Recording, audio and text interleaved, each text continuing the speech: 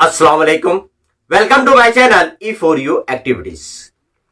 Dear viewers, कल हमने direct indirect speech के पहले वीडियो के अंदर बेसिक रूल्स और इंपॉर्टेंट चेंजेस के 3 टेबल देखे हैं। जैसे कि कल हमने आपको समझाया है कि वो तमाम रूल्स जो है हर टाइप के सेंटेंस के अंदर इस्तेमाल किए जाते हैं, सिर्फ कंजंक्शन चेंज होता है और जो है बाकी तमाम जो है टेंसेस या प्रोनाउंस या मखसूस अल्फाज जो है वही रहते हैं जो हमने कल देखा है। आज हम जो है इस वीडियो के अंदर असर्टिव बयानिया जुमले जिसमें अफर्मेटिव और नेगेटिव आता है, ये किस तरह से डायरेक्ट से इनडायरेक्ट में बनाना है वो देखने वाले हैं। तो मैं रोशन जमीर कुरैशी, असिस्टेंट टीचर, नगर परिषद उर्दू हाई स्कूल अंजनगांव सूरजी, अपने इस चैनल में आपका इस्तकबाल करता हूं। अगर आपने अभी तक मेरा channel E for you activities को सब्सक्राइब नहीं किया है तो please subscribe my channel, share with your friend. कल के जो वीडियो की लिंक है मैं ऊपर आई बटन में भी दे रहा हूं और डिस्क्रिप्शन के अंदर भी इसके लिंक दे रहा हूं। अगर आपने वो वीडियो नहीं देखा है तो उसे जरूर देखें, क्योंकि उसके बिना आपकी ये समझ में नहीं आएगा। और अगले वीडियोस को हासिल करने के लिए बेल आइकॉन जरूर दबाएं। तो डियर स्टूडेंट्स, आज हम देख रहे हैं असर्टिव, जिसमें अफर्मेटिव और नेगेटिव 2 टाइप के सेंटेंस आपको पूछे जाते हैं। इसमें फर्क कुछ नहीं है। इसमें जो है अफर्मेटिव के अंदर सब्जेक्ट, हेल्पिंग वर्ब, वर्ब और ऑब्जेक्ट, ये सीक्वेंस आती है, और नेगेटिव के अंदर subject, helping verb, not, verb और ऑब्जेक्ट, यानी हेल्पिंग वर्ब और वर्ब के दरमियान में नॉट आता है। जब आप नेगेटिव का सेंटेंस चेंज करते हो डायरेक्ट से इनडायरेक्ट के अंदर, तो आपको क्या करना है कि हेल्पिंग वर्ब और वर्ब के दरमियान में नॉट का इस्तेमाल करना है, बाकी कोई चेंज नहीं है। अब इसके जो रूल्स है, पहला रिपोर्टिंग वर्ब, मतलब से, सैड, अगर आपको आता है तो उसकी जगह आपको क्या इस्तेमाल करना है। तो जैसे कि मैंने यहां पर लिखा हूं, से आता है तो से का इस्तेमाल करना है, से टू आता है तो टेल का इस्तेमाल करना है। सिर्फ एक चीज का ध्यान रखना है कि अगर सेज आता है तो सेज लिखना है और सेज टू आता है तो टेल्स लिखना है। उसके बाद अगर आपको सैड आता है तो सैड के लिए सैड ही लिखना है, और अगर आपको सैड टू आता है तो आपको उसके लिए टोल्ड लिखना है। तो ये रिपोर्टिंग वर्ब में होने वाला चेंज है। दूसरा, कॉमा की जगह कंजंक्शन के तौर पर आपको डैट का इस्तेमाल करना है। दोनों जुमलों को जोड़ने के लिए कंजंक्शन के लिए आपको डैट का इस्तेमाल करना है। बाकी तमाम तब्दीलियां जो है बेसिक रूल्स के मुताबिक आपको करना है, जो हमने कल के वीडियो में देखे हैं। अब यहां पर मैंने 2 सेंटेंस लिखा हूं, एक अफर्मेटिव लिखा हूं और एक नेगेटिव लिखा हूं। अब हमने जो है कल भी इसी सेंटेंस को, इस टाइप के सेंटेंस को कल के वीडियो में सॉल्व किए थे। आज दोबारा अब इस पॉइंट के हिसाब से और इसको सॉल्व करते हैं। अब यहां पर जो है टीचर सैड टू स्टूडेंट, अब इस तरह का सेंटेंस आया और रिपोर्टेड स्पीच के अंदर आपको आया I gave you this homework. अब ये जो रिपोर्टिंग स्पीच है, यहां पर जो है मैंने आपको कल ही बताया हूं कि ये स्पीकर है, ये लिसनर है और ये रिपोर्टिंग वर्ब है।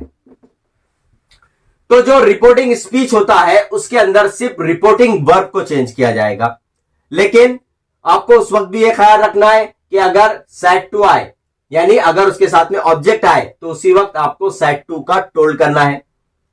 नीचे मैंने सेंटेंस दिया हूं, इसमें ऑब्जेक्ट नहीं है, मतलब सैड टू नहीं, सिर्फ सैड आया है तो आपको सैड का सैड ही रहने देना है। से आया तो से, सेज आया तो सेज। उसी तरह से अगर आपको सेज टू आता है तो टेल्स करना है।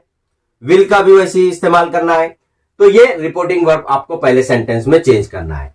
तो हम इसको रिपोर्टिंग वर्ब को चेंज करते हैं। टीचर, सब्जेक्ट कोई चेंज नहीं होगा, रिपोर्टिंग वर्ब टोल्ड आ जाएगा और स्टूडेंट्स।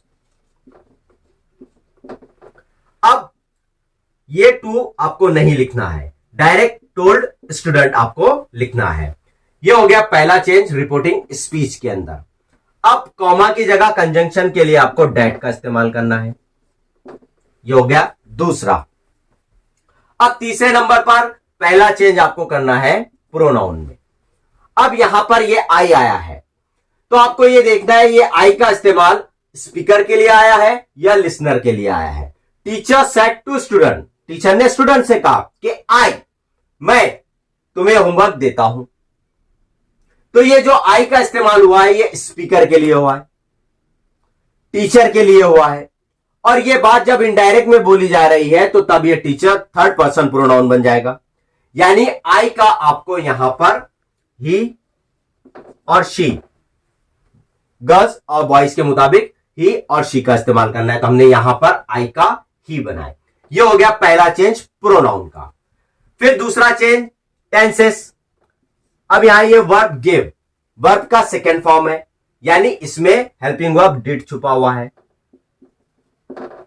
वर्ब का सेकेंड फॉर्म है, इसमें हेल्पिंग वर्ब डिड छुपा हुआ है। अब हमको जो है एक बात और दोबारा मैं याद दिला दूं कि टेंस हमको तभी चेंज करना है जब रिपोर्टिंग वर्ब सैड आए। अगर से आता है तो आपको उधर टेंस चेंज नहीं करना है, जो टेंस है, जो हेल्पिंग वर्ब है, वही आपको रहने देना है। यहां सैड है इसलिए आपको टेंस को चेंज करना है। अब डिड आता है तो हैड आता है। ये मैंने आपको कल के टेबल में लिख कर दिया हूं कि कौन सा हेल्पिंग वर्ब किस में चेंज होता है, वो आपको जबानी याद कर लेना है। तो डिड आता है तो हैड आता है। जब हैड आया तो हैड के मुताबिक वर्ब का थर्ड फॉर्म आएगा गिवन। अब ये जो यू है, ये यू ऑब्जेक्ट की जगह पर इस्तेमाल हुआ है, ऑब्जेक्ट के तौर पर इस्तेमाल हुआ है, और किसके लिए हुआ है? लिसनर के लिए। जैसे कि हमने कल देखे कि सेकंड प्रोनाउन को आपको ऑब्जेक्ट के मुताबिक बदलना है, लेकिन आपको यह देखना है कि ऑब्जेक्ट फर्स्ट पर्सन है या थर्ड पर्सन है। अब यहां पर स्टूडेंट है, ये थर्ड पर्सन है। अब इसके मुताबिक आपको जो है क्या करना है, इस यू को ऑब्जेक्ट के मुताबिक चेंज करना है। तो गिवन और स्टूडेंट, इसका थर्ड प्रोनाउन के मुताबिक आएगा यू का हिम या हर। गिवन हिम या हर। फिर उसके बाद दिस का आएगा डैट, और होमवर्क का होमवर्क ही रहेगा। तो इस तरह से जो है teacher told student that he had given him that homework. इस तरह से जो है तो ये सेंटेंस पहले वाला चेंज होगा। फिर अब हम देखते हैं दूसरा सेंटेंस। अब यहां पर उसने दिया है मदर सैड, तो मदर सैड आया है, सैड टू नहीं आया है, इसलिए मदर सैड का सैड ही रहेगा। कॉमा, इन्वर्टेड कॉमा की जगह फिर आपको डैट का इस्तेमाल करना है। अब ये पहला चेंज मदर के लिए आया है, जो थर्ड पर्सन है, इसलिए अब आई का बनेगा शी। एम है प्रेजेंट टेंस, पास्ट टेंस में चेंज होता है। एम प्रेजेंट कंटिन्यूअस है तो पास्ट कंटिन्यूअस आएगा, एम का वॉज हो जाएगा। अब हेल्पिंग वर्ब और वर्ब के दरमियान में नॉट आया था, यहां भी आपको हेल्पिंग वर्ब और वर्ब के दरमियान में नॉट का इस्तेमाल करना है। कुकिंग, फूड, जैसा का वैसा, और नाउ का हो जाएगा then, full stop, inverted comma निकाल देंगे। तो ये बना mother said that she was not cooking food, now का देन। तो इस तरह से जो है अफर्मेटिव या फिर निगेटिव सेंटेंसेस को आपको चेंज करना है। चेंज करते वक्त आपको यही ध्यान देना है कि अगर से आए तो टेंस नहीं बदलना है, अगर सैड आए तो फिर आपको टेंस बदलना है। तो ये इस तरह से जो है आपको असर्टिव के सेंटेंस का डायरेक्ट से इनडायरेक्ट बनाना है। तो उम्मीद करता हूं कि ये आपके समझ में आ गया होगा। हम एक दो मिसालें और देखकर इसको समझने की कोशिश करेंगे। यहां पर मैंने 3 सेंटेंस लिखा हूं, थोड़े डिफरेंट, ताकि असर्टिव के अंदर आपको किस टाइप के सेंटेंस आते हैं, उसके अंदर कुछ कंफ्यूजन करने वाले आते हैं तो उसको किस तरह से करना है। जैसे कि ये पहला सेंटेंस आपको नजर आ रहा है, यहां पर आप देखोगे कि इन्वर्टेड कॉमा वाला सेंटेंस पहले लिखा हुआ है और सैड वाला बाद में लिखा हुआ है। यानी रिपोर्टेड स्पीच पहले दिया है, रिपोर्टिंग स्पीच बाद में दिया है। अगर इस तरह का सेंटेंस आता है आपको कि सैड वाला बाद में दिया हुआ है, इन्वर्टेड कॉमा के बाद में दिया हुआ है, तब भी जब आप डायरेक्ट से इनडायरेक्ट बनाओगे तो शुरुआत आपको रिपोर्टिंग स्पीच से ही करना है और रिपोर्टेड स्पीच बाद में लिखना है। तो इनडायरेक्ट करते वक्त जो है आपको शुरुआत इसी पोर्शन से करना है, इस बात का आपको ख्याल रखना है। अब जैसे कि आप देख रहे हो कि यहां सेंटेंस दिया है कि Zoya it's a beautiful day, said Umar, Umar किससे कह रहा है? जोया से कह रहा है, लेकिन लिसनर यहां पर नहीं दिया हुआ है।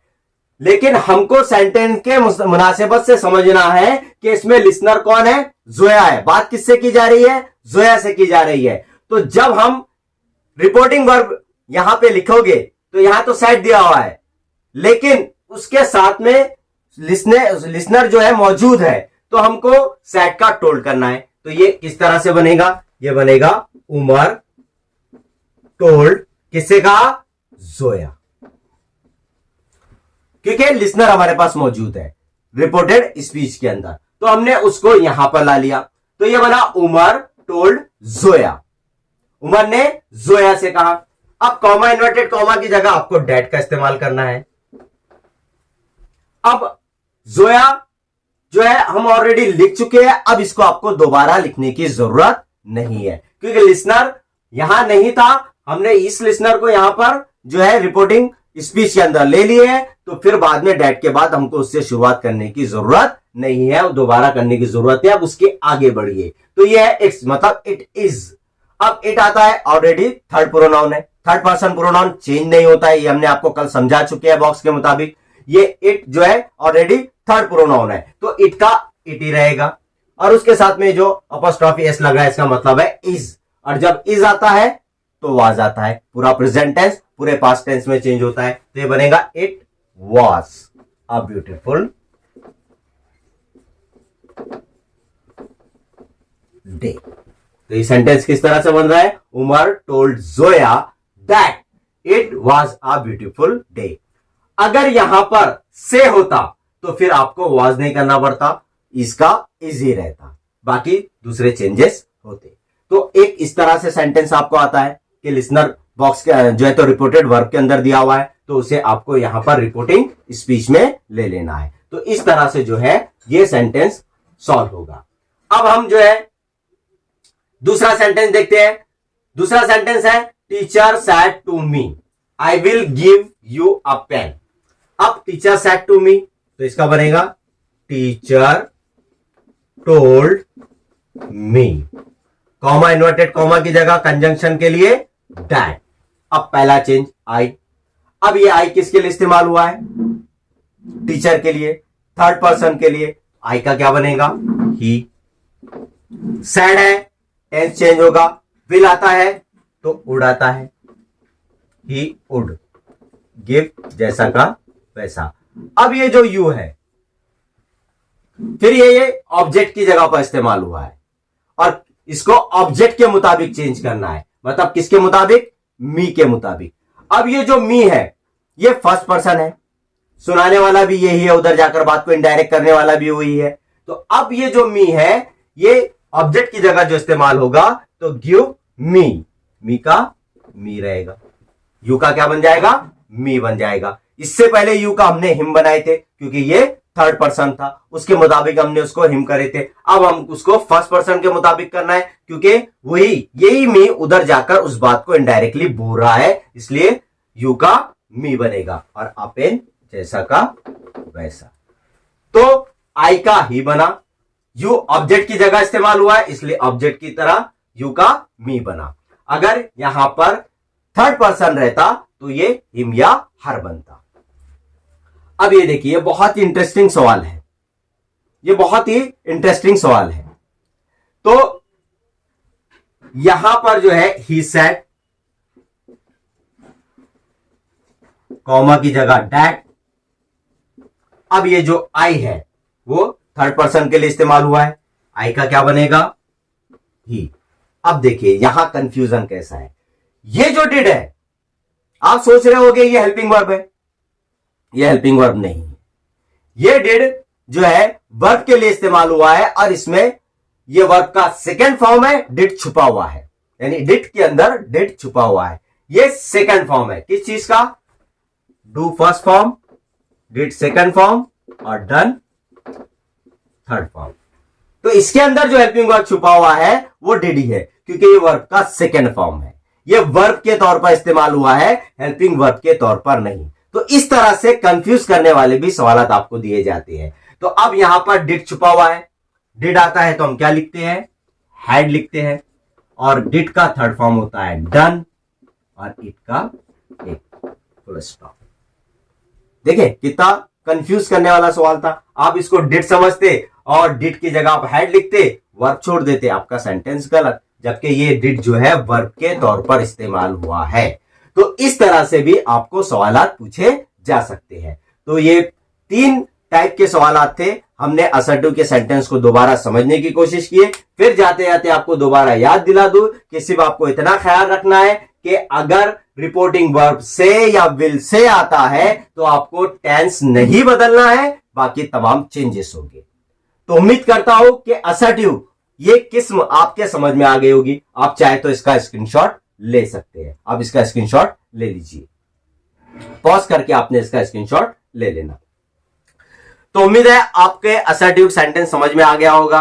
तो ये हमारा आज डायरेक्ट इनडायरेक्ट का दूसरा वीडियो था जो असर्टिव का था। इंशाल्लाह कल हम तीसरा वीडियो लेकर आएंगे इंटेरोगेटिव। इंटेरोगेटिव के अंदर यस नो टाइप क्वेश्चन और डब्ल्यूएच क्वेश्चन, ये दोनों किस्म कल हम समझने की कोशिश करेंगे।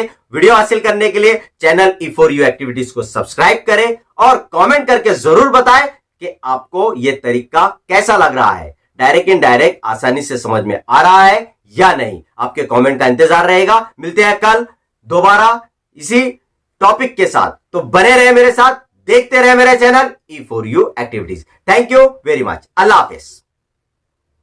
अगर आपको इंग्लिश सब्जेक्ट